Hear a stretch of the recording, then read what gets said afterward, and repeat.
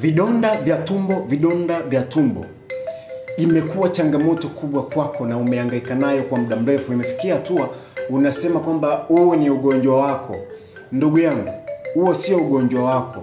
Huo ni ugonjwa ambao unahitaji matibabu. Katika tumbo lako tuna bakteria anayeitwa H. pylori. Huyu bakteria huwa anakaa tumboni muda wote, ndo makazi yake anapokaa. Muda mwingi yupo kumle. Na unaweza ukakaa naye kwa muda mrefu tu ametulia, hakusumbui wala hapigani.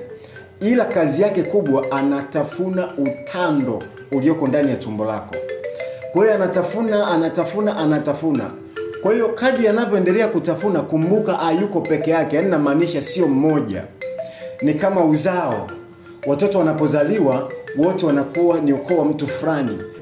Kwa hiyo huyu H. pylori anazaliana kwa kasi.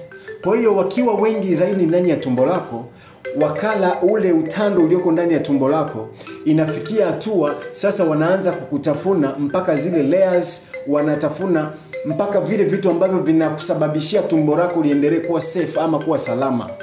Wakisha kuwa wametafuna ule utando umeisha, wanakutafuna mpaka wanakusababishia vidonda vya tumbo. Unapoambiwa kwamba muda wote uwe umekula, sawa utakula, lakini ukila eti unapambana na vidonda vya tumbo, unakuwa unajiongopea mwenyewe nafsi yako. Kwa nini? Kwa sababu kile chakula unachokula kinaenda kinafunika tu juu ya vidonda vya tumbo. Kwa hiyo nyongo inapofanya kazi yake, ikidondosha inakuta kuna chakula. Kwa hiyo ile juisi yake au maji yake yanadondoka kwenye kile chakula, au ile asidi yake inadondoka kwenye kile chakula. Kwa hiyo unakuwa upati maumivu kwenye vile vidonda vyako.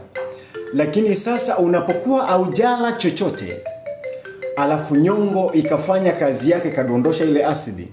Asidi ikidondoka pale kwenye ukuta wa tumbo lako, ikakuta kuna vidonda vya tumbo, inazidi kukuunguza na inakuumiza. Ndio pale unapohisi maumivu makali.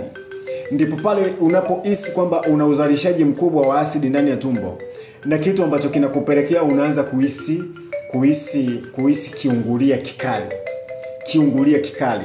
Hujakaa sawa, kwa sababu asidi zinazaliwa ndani, inakupelekea uwe na gesi ya mara kwa mara. Kwa hiyo mwisho wa siku kitu ambacho kinakuwa kinatengenezwa ni acid reflux, ndio inayozaliwa kwa wingi. Mwisho wa siku unakuwa unabeua mara kwa mara. Kule kubeua ni kwa sababu ndani una uzalishaji mkubwa wa asidi na una vidonda vya tumbo. Lakini ikumbukwe, hata unapokula ukashiba sana, kile chakula ukishiba sana huwa kinaenda kutonesha vile vidonda vyako vya tumbo. Mwisho wa siku unaanza kuhisi maumivu. Cha msingi ni kutibu vidonda vyako vya tumbo, na hapo utakuwa uko salama kabisa na utakaa vizuri.